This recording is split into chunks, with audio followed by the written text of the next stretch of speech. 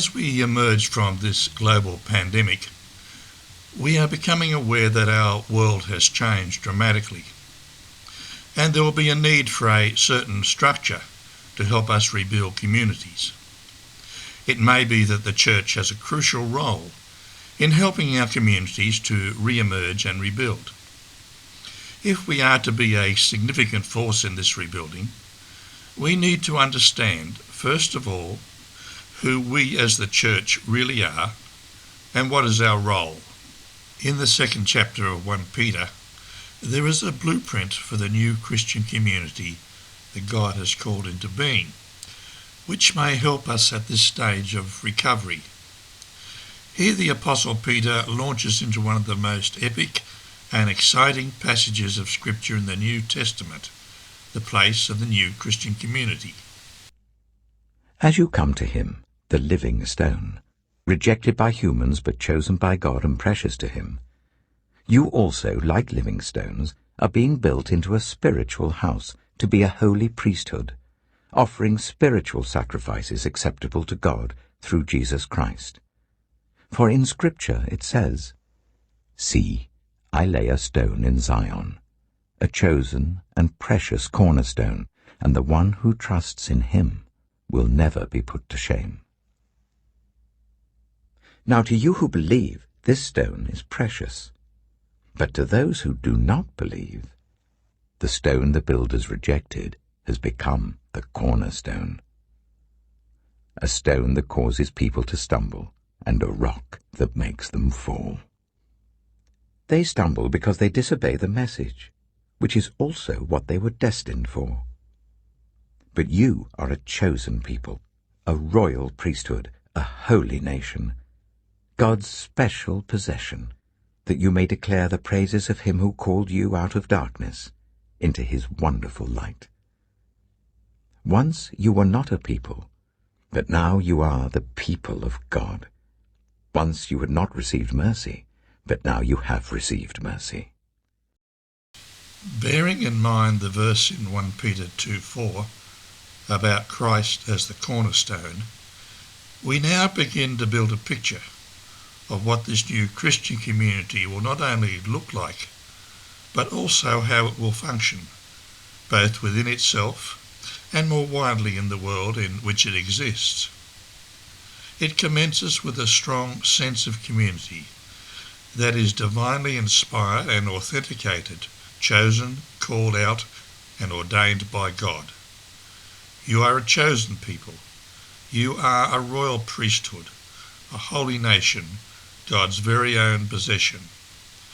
Such a declaration ought to inspire and impel us to rediscover the authentic Christian community. As individual Christians, we are all, without exception, building blocks, but not a great deal of use until we are blended together into a workable structure. I sense there is a push today to explore a purely small, individualistic style of Christianity. The Bible knows nothing of individualistic Christians, and right throughout the Bible, God's people have always lived in community, from gathering around the portable tabernacle during the Exodus to Jesus' weekly attendance at the temple, to the formation of the early church community and beyond. It is God's idea, and Christians are to carry out his will in this area.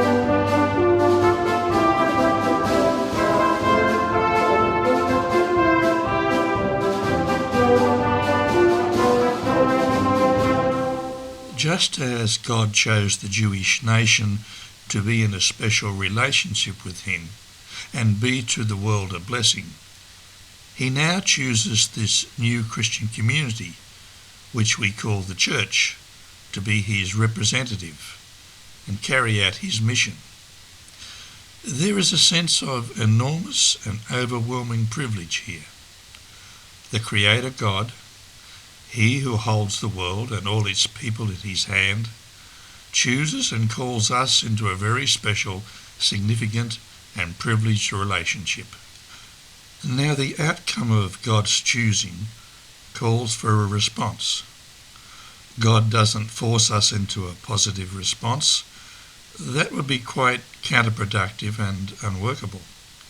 He chooses and calls, and he will wait for us to think through the challenges and privileges of being part of this holy nation. Many, like myself, were afraid, resentful, felt totally inadequate, and unwilling to respond with all the passion, energy and commitment that we know will be necessary. When we come to the place of finally, in blind faith, submitting to this call, even when it may be reticently, like Isaiah, God lights a fire that burns within our bones and is unquenchable. Where in the Old Testament the role of the priest was to be an intercessor linking God and humanity, under the new covenant Jesus comes as our great high priest, and all believers have access directly to God through him. Consequently, we need to understand what Peter is writing about when he calls us a royal priesthood. If the average member of the church doesn't understand their role in the royal priesthood, they are unlikely to be settled and fulfilled within the community. The essential role of the Old Testament priest was ministry to people in God's name. There is a dual role here for those in the royal priesthood, and that includes everyone who belongs to the Christian community. They are the two crucial roles of pastoral care and evangelism. Both are ministry to others. They are essential roles, without which the community could not function and develop.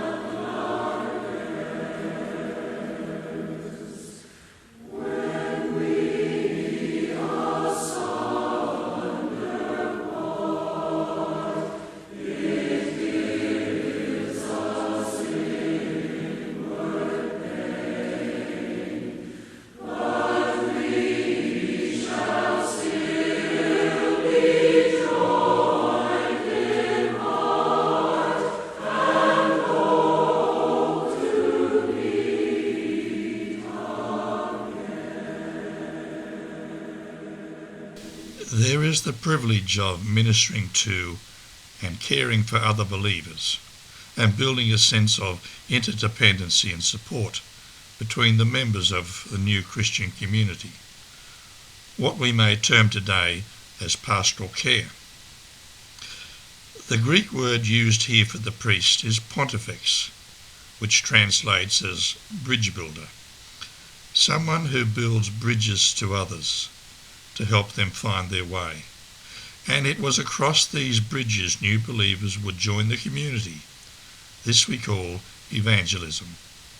The harsh reality is that if the royal priesthood does not understand its role and function effectively, then there is a doubt that the Christian community can survive. It is not a matter of whether members feel inclined to be participants, but rather see how essential their participation is as a member of God's royal priesthood in communicating God's plan of salvation for all people.